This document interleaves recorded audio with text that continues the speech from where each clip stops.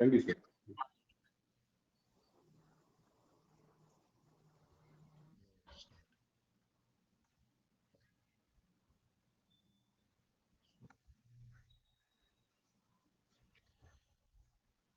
Okay. So last time we were discussing, this was a class. I'm going back to session 7 because a lot of time has passed. So I'm just recapturing that class today, but I will be a little faster there with respect to fee. And see, fee, we understood that in section 142, uh, fee has to be paid. That's a provision for fee payment. And then we talk about that grant patent, and it is the first schedule in which the fees is mentioned. Just let me open the fee schedule. See, this is the fee schedule. If you, I'm sharing the screen, right?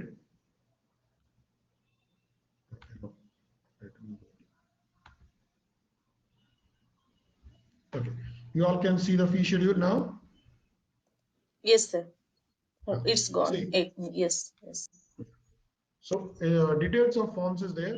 As I already discussed, there are two types of filing: physical and e-filing. Both have a different. From e-filing to physical filing is 10% more costly. So if it is 8,000, it will be 8,800. This is a rule. That's why this is how it is.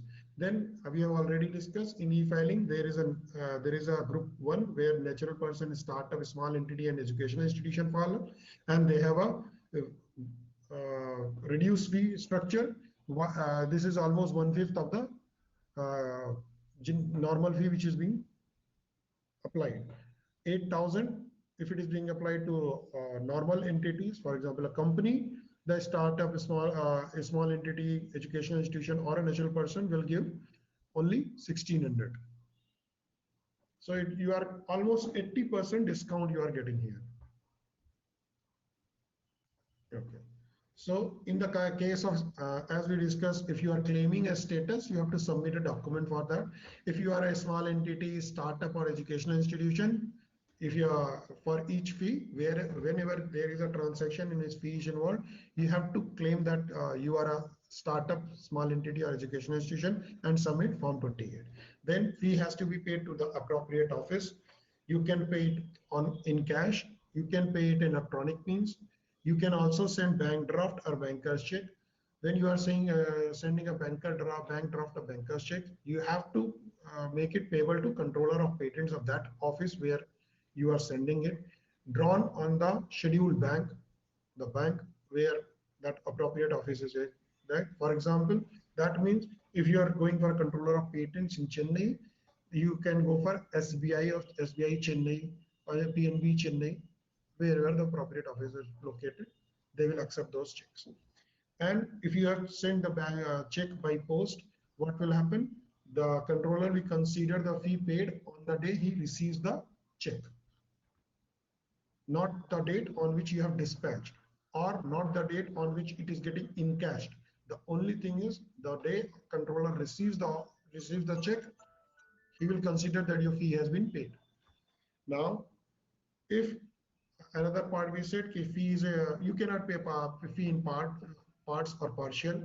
If it is 1,600, you cannot say 400 अभी देता बाकी बाद में लो. Not happening. So that comes when you are going for the, in case of application process by natural person, startup, small entity, or educational institution, what they are talking about, if you are falling under group A, if you're transferred or partly transferred that application to anyone who is not a natural person, startup, small entity, or educational institution, you have to pay the difference. That means it cannot happen that you filed as a natural person and then you transfer it to your company and you save money. Cannot happen. The company has to pay the difference. Now, another part is, then question comes, what about a startup? I am claiming a startup or I'm a small entity at the time of application. However, because of lapse of time period, I lost that status, or because my turnover increased, I lost that status. So should I pay the difference now? No, you will not have to pay the difference now. The only thing is from now on, you cannot claim the small entity or startup status. But the earlier filed applications, earlier filed fees, you don't have to pay the difference. Now comes fees once a. Normally, this is very clear. Government offices, if they get a money, they don't refund you. So fee once paid will not be refunded. The only thing it can be refunded when you have paid twice. If you have paid twice, they will refund the excess amount which they have received. Another part is, suppose you paid a fee, but you want to withdraw your application before the request for which you have already filed a request for examination. Please understand, you have to file a request for examination to start the examination. You requested, and before you get an before you got a FER, first examination report, or first statement of objection, you have a time period that you can ask for withdrawal of application. You said, I don't want to proceed with this patent application, refund me. If you want this refund, you ask in form 29, and the fee will be refunded to the extent it has been prescribed in the first schedule. Now go to the schedule, and I think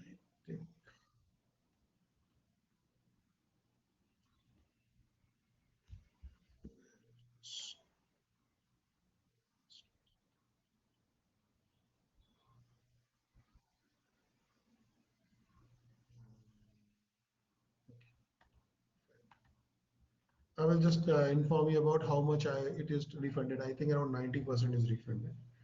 But I will check and reconfirm. No, yes, Subject to sir. the That question came in 2023, 90% refunded. So 90% is refunded. That's what I Ye- remember. I don't remember the rule in which it is written. Yeah, I will just tell you that. Okay, then 5.1, it talks about subject to the approval of the controller. Now it says deposit money in advance. It's where he says that there is another facility. You give me money and you say as and when required, you can release the fee. Okay. So then this is a deposit facility with controller. In that he will whenever the date of receipt of the request, whenever you go request that release the fee, that will be considered the date of payment. Then comes date on which request to release is deemed to have been received. That can also be considered as the date of payment of the fee. Okay. So provided that requisite amount, if you have the amount at that time, it will get deducted from this, deducted from the deposit, and your fee will be paid. Now you come to the since you have a deposit facility with the controller, that deposit facility can be discontinued. And if it has been discontinued, then yes, whatever the balance is there, you can get the refund. For this, only thing you have to say is both you can create a deposit facility, you can discontinue the deposit facility with the approval of controller only. Now comes leaving and serving document. This is very important. You might get a question here, mainly the MCQ, which has three parts. Which has 3 marks. Now, leaving and serving a document, it says that you can send document to controller by hand, or directly send a letter addressed to controller at appropriate office or to that person through post, registered post, speed post, or electronic transmission. Please note, courier is not here. Post, registered post, speed post, or electronic transmission. If you have sent by registered post, speed post, electronic transmission, duly authenticated means you have signed and put your seal, or anyone, if controller is sending duly authenticated means they have signed and put their seal. Then it will be deemed to have been filed or left or made or given at the time where the same would have been delivered in ordinary course. That means if registered post takes 3 days or speed post take 2 days, then they will consider that is the ordinary time in which we have received them. Electronic transmission, everyone knows, it's immediate. So that's how they will understand. Then it will be sufficient to show that mail was proper. And what is your responsibility? Responsibility is simple, that if you have, how will you prove? If I have, this is the properly addressed.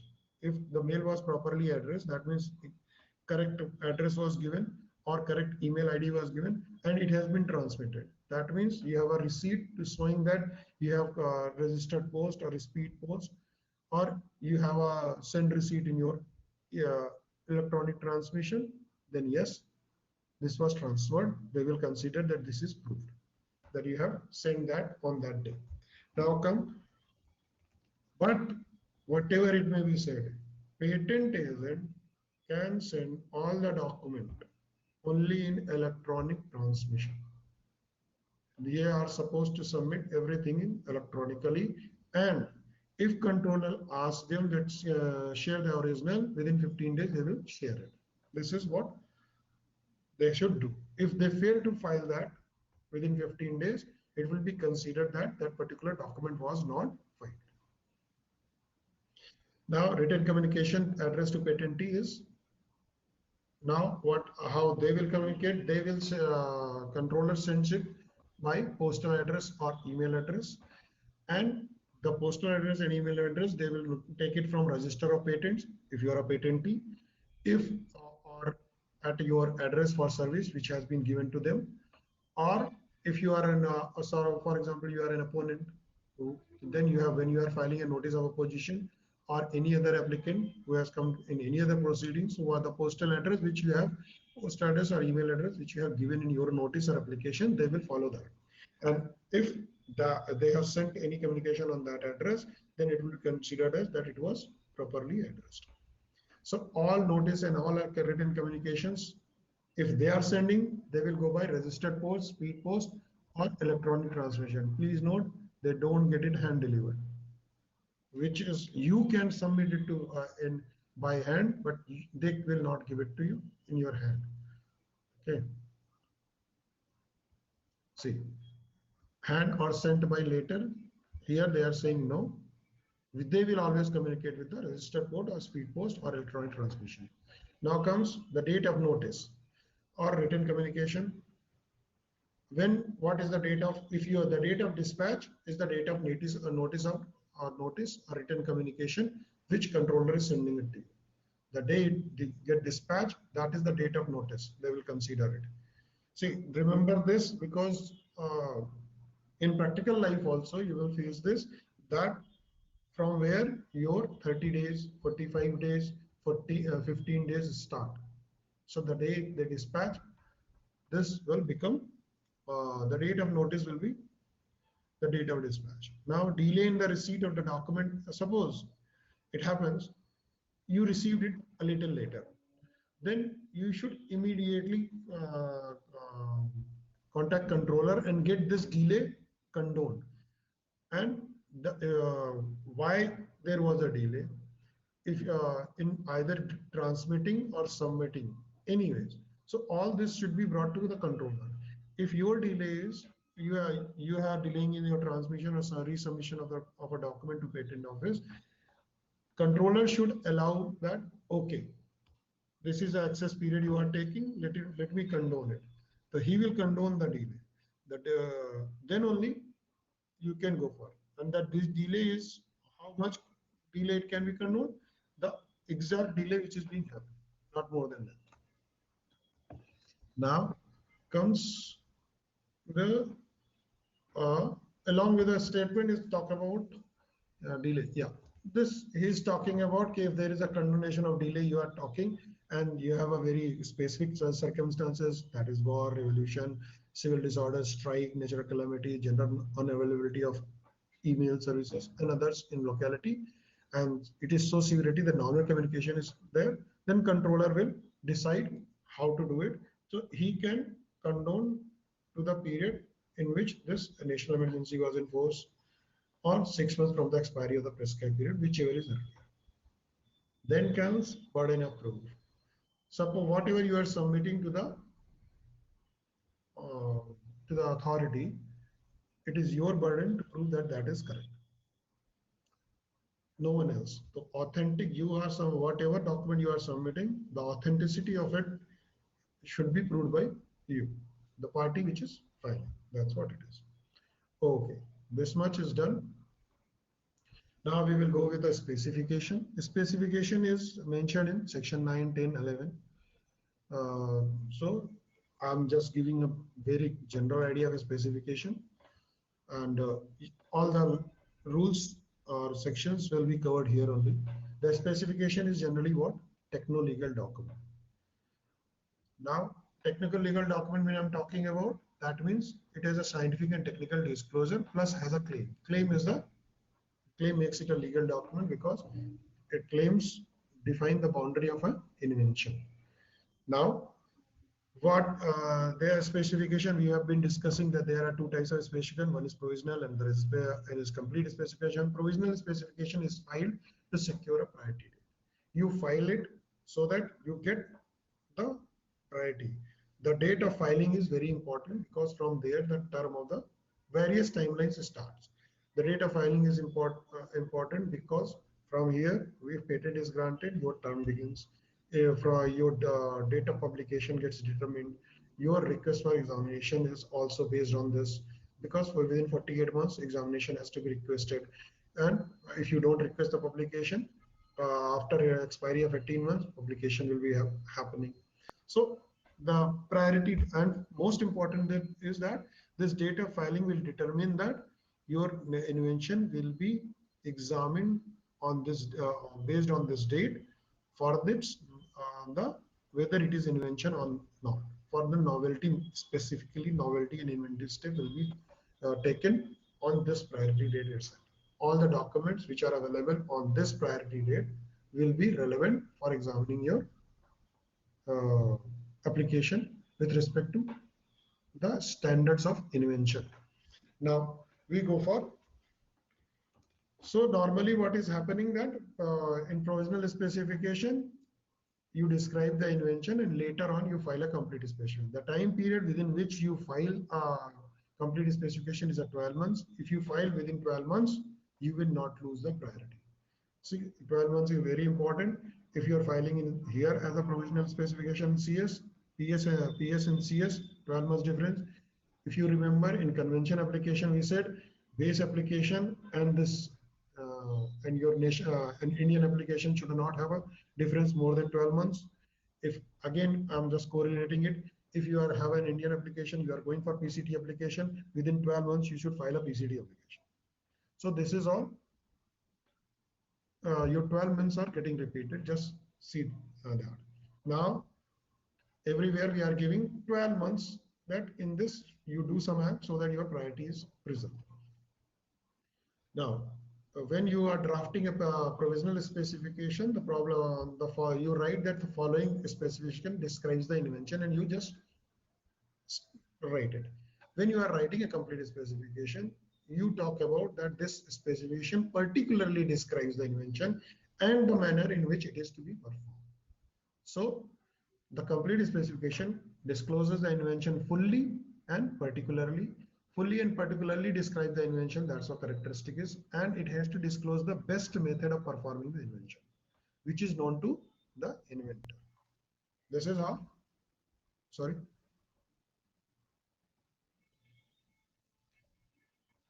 Okay. So every specification I'm talking about. So this is this.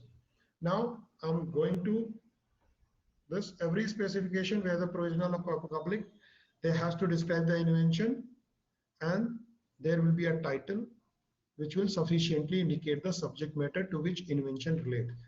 Please remember, title has to indicate the subject matter. Then if you are submitting a drawing with your complete specification, it will be deemed as part of the specification. However, if you are submitting a model or sample, the model and sample are not part of the specification. They are not deemed to be the part of the specification. Then comes provisional specification. This is how provisional specification looks like. Title and description of invention. Then description will start from the second page. And the field of invention, you will write background of the invention, object of the invention, and statement of the invention. Here, what is advisable is that you should not provide the claim because your invention is not defined. You can later on provide the claim.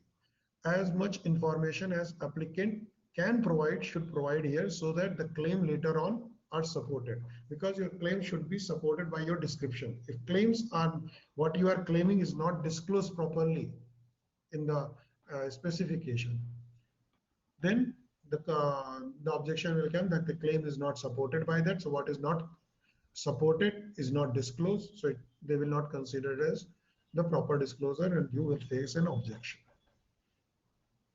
Now comes complete specification. Every complete specification says fully and particularly describes what? Invention, operation of use, method by which it is being performed. So you have to do IOUM. I told you last time that also. Remember IOM. IOM means invention, operation or use, and method by which it is to be performed. That is, and that method has to be the best method. Now, every specification, complete specification, ends with a claim, a set of claims, and then there is also an abstract. Abstract is which summarizes the invention, what you have done, and how it is little different, how it is an improvement or better than the existing prior art. Now comes, you should not include any irrelevant matter in the invention, title, description, claim, and drawings. Anything what is not necessary should not be there. Now various specific requirements are there. If suppose your invention is related to the biological material, then there are specific requirements. First is that you have to make a deposit to IDA, International Depository Authority. As we discussed under Budapest Treaty, you have to there are various depository authority there to which your biological materials are submitted. You should also provide the source and geographical origin of the biological material which you are using in the specification.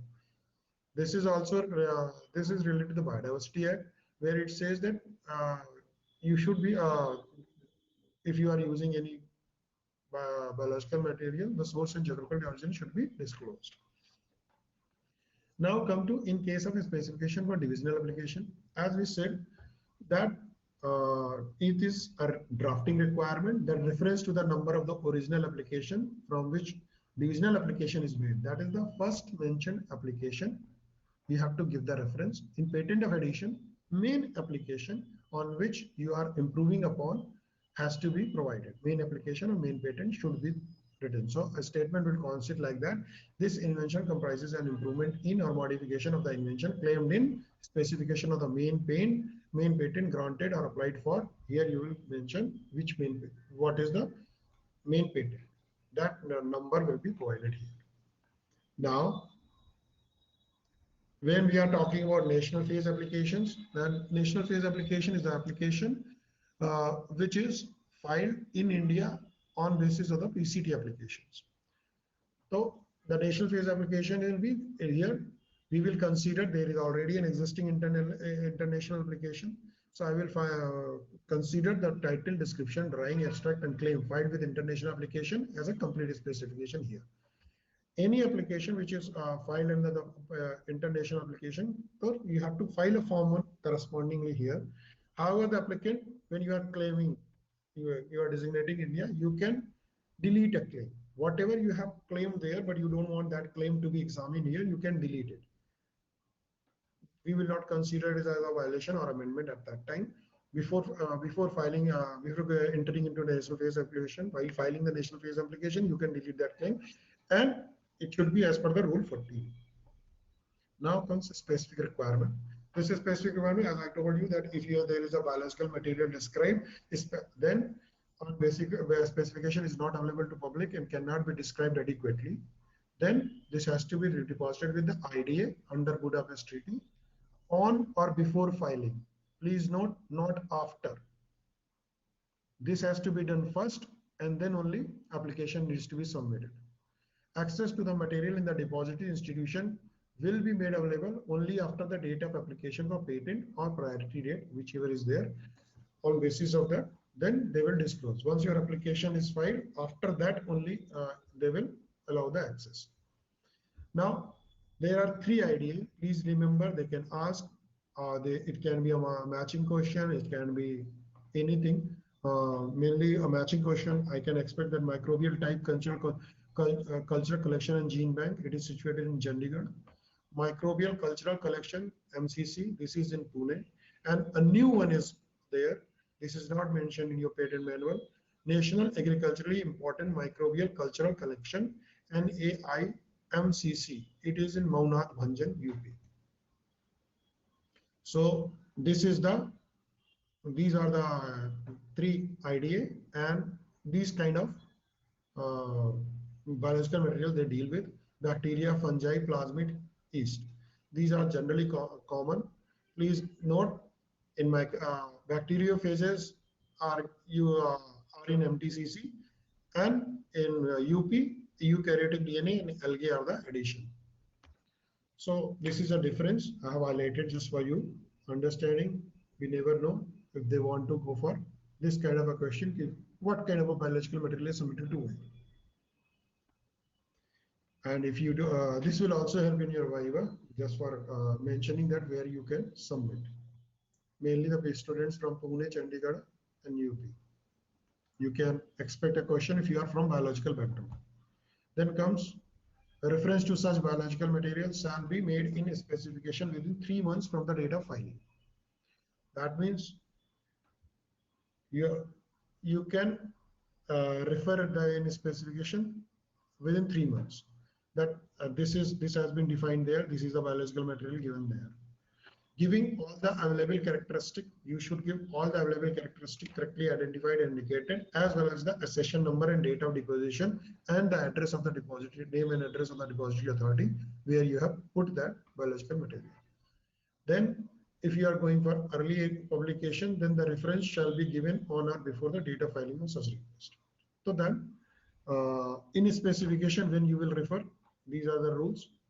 Please remember them. If the invention is related to biological material is used in invention.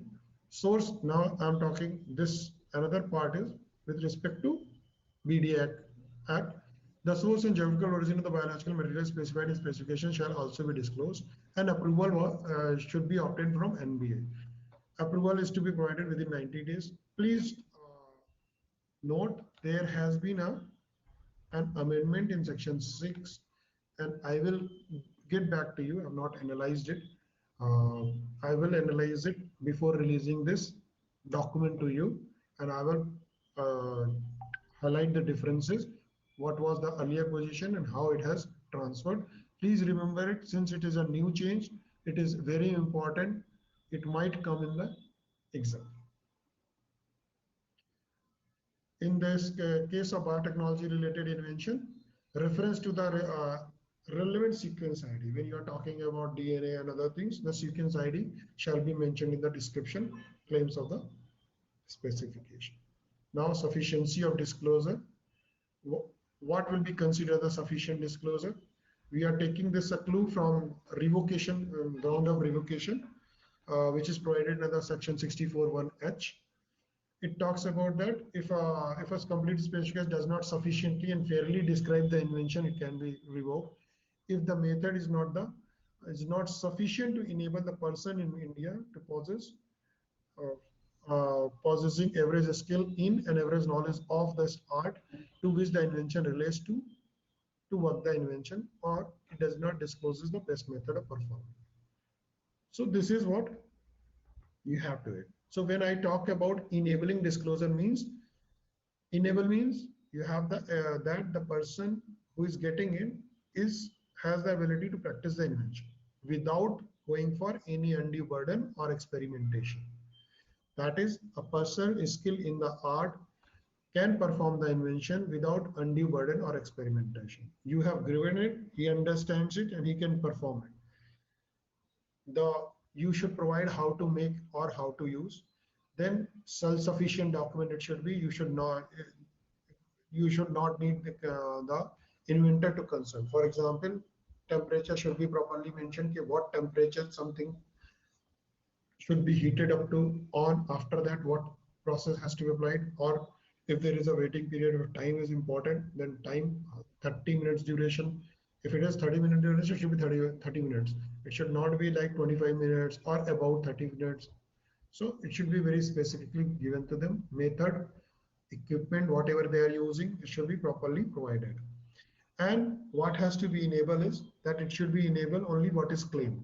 If you are enabling the product and process, that has to be enabled. Now comes clear and intelligible disclosure. What is considered as clear and intelligible disclosure? It says that fully and particularly describe the invention, its operation and use or method. That is IO, invention, operation or operation, use and method by which it is being performed. Method, whenever we are talking about method, should be the best method. Now, this is a, we'll come to provisional and specific, complete specification and their dating. Okay, first line is very clear. If you have filed a provisional application, you can file the complete specification within 12 months. You fail to file the complete specification in 12 months, the provisional application will be considered abandoned. Since it is abandoned, it will not be published. So you can again file the invention, a new application, but you will lose what? Priority. Okay. So this is the first rule. Provisional PS to CS within 12 months.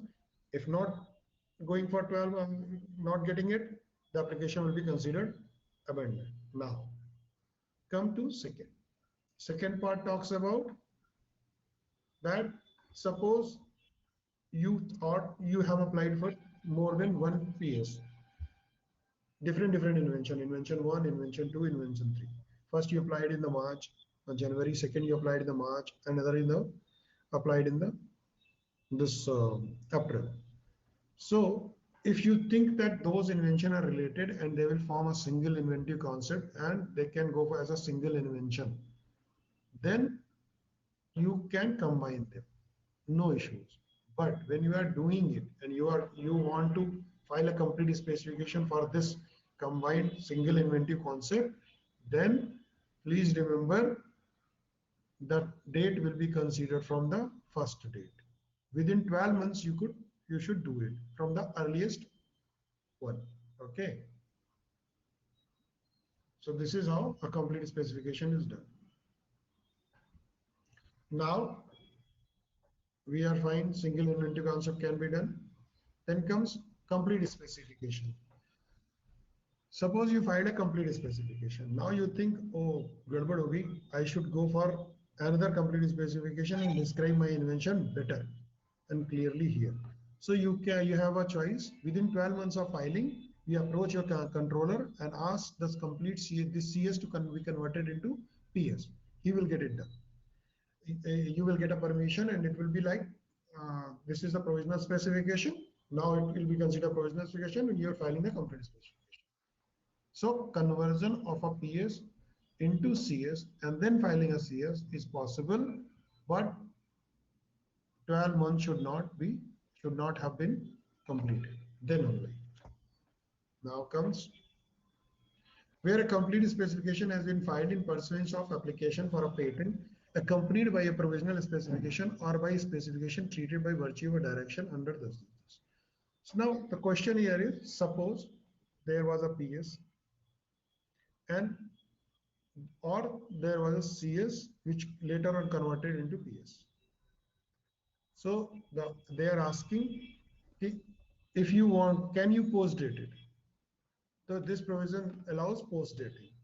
They say, yes, you can post date it. How will you post date?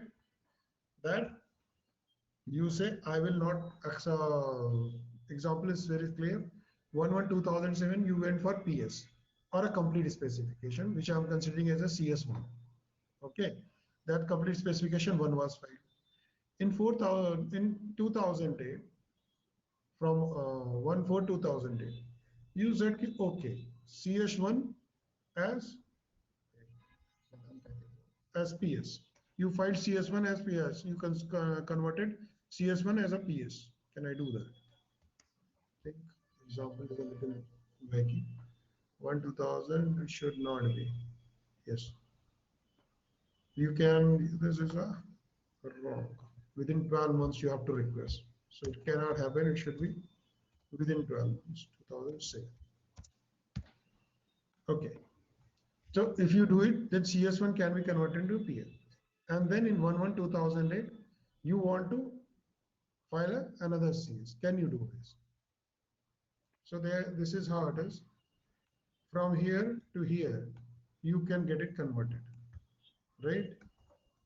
I think this is less. Okay. This is how it is. In 1/1/2007 to this. This was a normal rule. From PS to CS, you should come. Then 1/4/2007, you are CS to PS. Now, since you are post dating, you both can post date. This can be post dated to this. You ask this PS to the post dated 1/1/2008 can be possible. This CS1 which has been converted as PS, but the filing date is 1/1/27/2000. It can also be converted to CS post date. Okay, so 12 months. Within 12 months, you can ask for the post dating of it. Okay.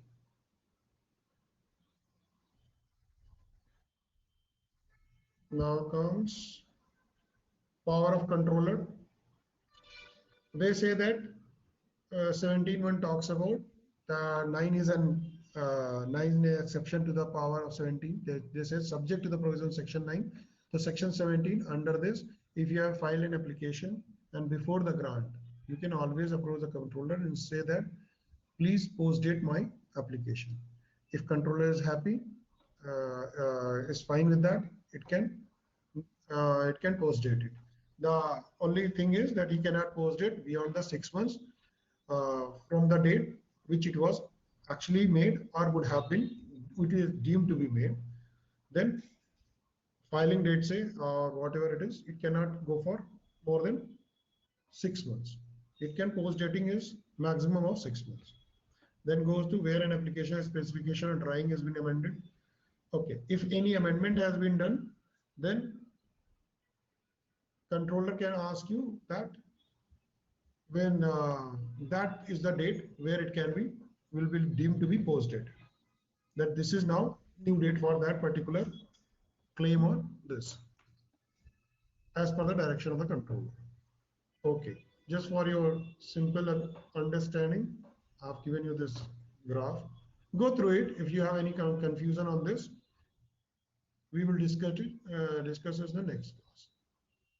Okay, now we will go for see complete specification.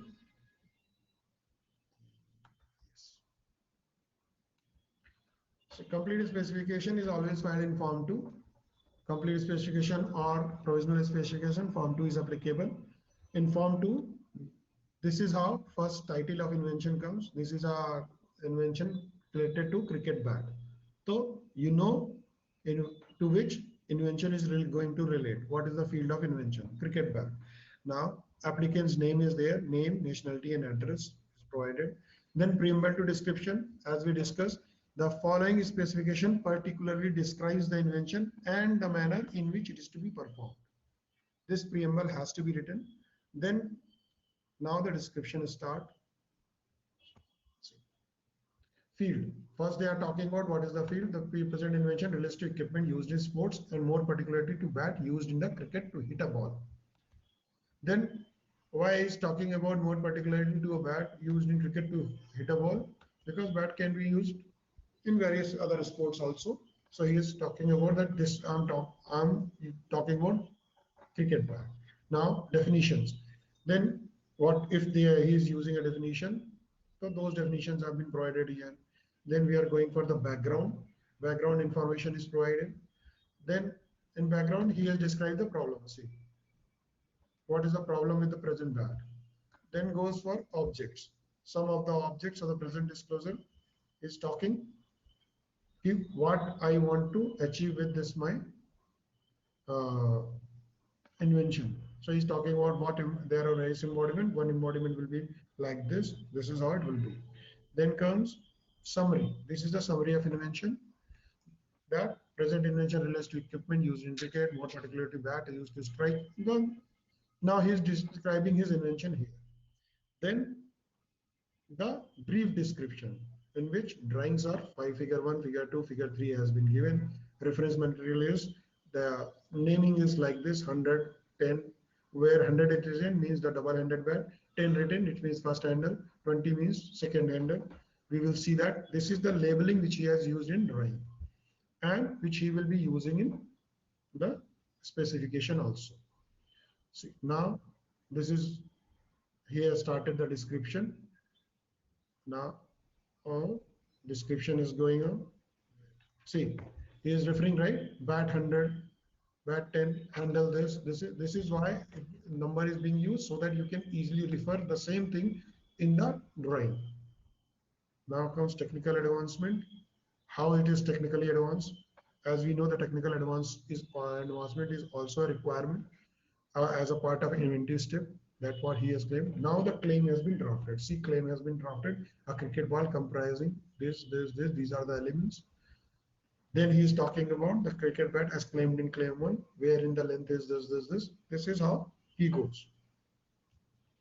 Now this is the abstract, and this is abstract. The present invention clearly relates to this. In abstract, that figure can be there. So a representative figure has been provided. Then drawing has been submitted. See, drawing has been submitted. Your name has been written. Number of sheets, how many drawing sheets are there? This sheet is what, on what is the number? And see, all the nomenclature is in the form of new numbers.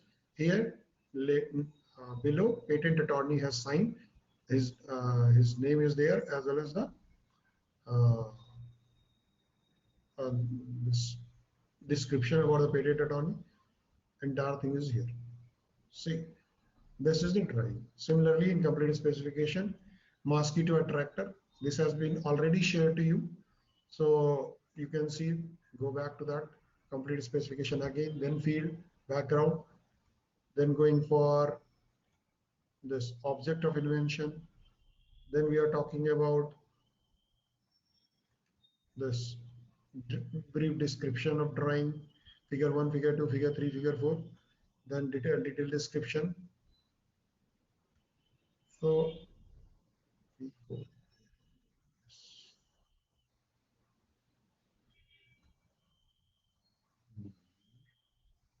see, now advantages of the present invention, they have highlighted it. Earlier one, they go in for technological advances, and then same sign in again. Similarly, another complete specification is there. I will share this. Please go through this, and you will understand how the same thing has been again. What kind of a format, what headings are common. Just to illustrate that, I have done all these three which I am discussing it. I will be using in when I am going for the claim drafting class, just to show how things, what are the specific headings are there, and what are the, and what you should be writing there, that I will be discussing in your claim drafting class. This is one application I will like you all to read. I will be sharing it with this material. Please go through it. This is very interesting read. This is a very important application. It talks about method and instrument for proposing marriage to an individual. How will you propose your marriage to an individual? This is a patented. This is an application to patent that one method. Okay. Why I'm circulating it is that this is an interesting read. It is for entertainment purposes, as well as also understanding how seriously this has been drafted, though it might be a joke. But this application was seriously drafted and seriously prosecuted. This will be categorized in the process, patenting a Yes, it process. was a process, but it was nothing new. Objections were there, and this was, he has abandoned this. He didn't pursue it. Otherwise, why I'm asking is, First, it is an interesting read. You will know what kind of a methods are there to propose a girl, propose a marriage, and most importantly, importance is the claims, the way the claims has been drafted. The drafting part of the claim, you will notice what kind of a how claims are getting drafted. What is the structure, and that too in a fun way. That's why I'm sharing it. It is just like a novel you read, right? That's what it is. It's funny. Inside the disclosure, it's funny. You will describe all the prior art, how the proposal has happened, how many types of proposal people have done. Okay. The objection was that it is obvious. Though it is novel, but it is obvious. So inventive step was not there. In US, it was non-obviousness criteria, which was not there. Okay. But examiner also had a hard time arguing non-obviousness. You can see the when you go for the other documents which are found along with this, you will find that yes, it is sometimes examiner also faces a difficulty how to say no, because on the face of it, it shows that it is clear that it should be no, but you have to fall back on your legal documents and the arguments to say no. So this is what it is. So I will share this proposal patent application, read it, and read it. It is a light reading, but with a view that you want to understand how an abstract was given, how patent was, the invention background was created, how claims were drafted, because see, this is the easiest thing to understand. It does not belong to any technical background, nothing. So it will give you a very good idea what to write in a background, what to uh, when you are drafting how your invention should be claimed, that the independent claim, dependent claim, which we'll be discussing, all those you can understand it from here in a very fun way. Please read it. Okay. So this is there. Stopping.